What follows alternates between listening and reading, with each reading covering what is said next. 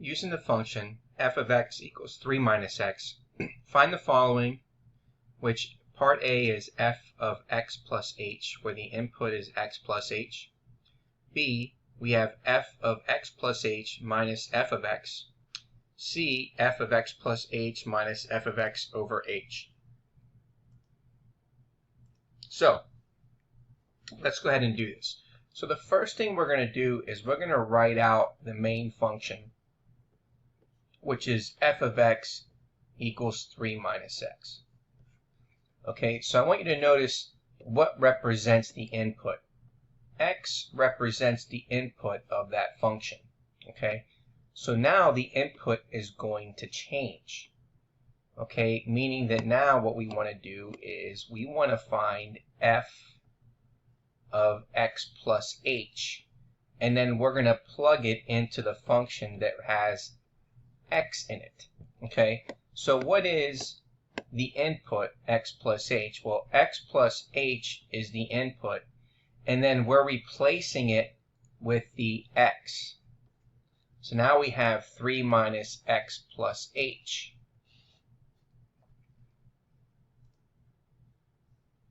Okay. So now what we want to do is we're going to go ahead and distribute that sign before we finish.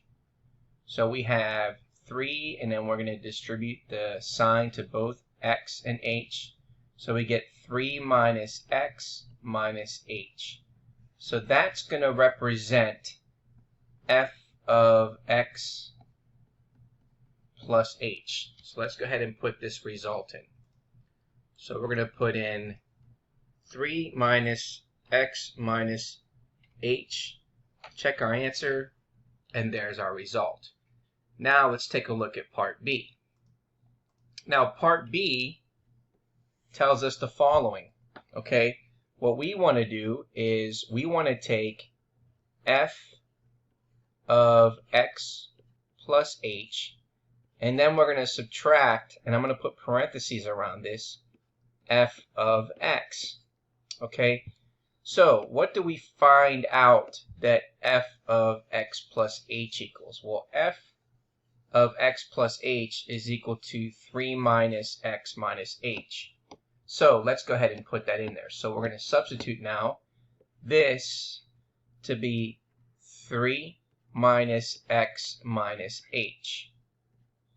And now we're going to subtract what f of x is. Well, what do we know about f of x? Well, you can see from the beginning of the problem, f of x is equal to 3 minus x. So now that 3 minus x, we're going to substitute in for f of x. That's 3 minus x. So this is our first step.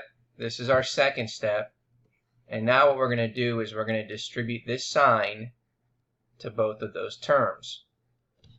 So we have 3 minus x minus h minus 3, and then minus times a negative x is plus x. Okay, and now what we're going to do is we're going to combine like terms. So we have 3 minus 3, which gives us 0. We have negative x plus x, which also gives us 0. So you can see here that that goes away, those go away, and then what do we have left over? We have negative h. So therefore, that's going to give us this result. So this is equal to that. So we get negative h. Let's go ahead and put that in here. So we have negative h. Press enter, and there's our result. Now we want to find part C. Well, if you take a look at part C, right, we can see that in our numerator, we already solved for that in part B. And that means we got negative h. So in the numerator, we have negative h. And then we're going to divide by what they have in the denominator, which is h. Okay? So what is negative h divided by h? Well, that's going to give us negative 1.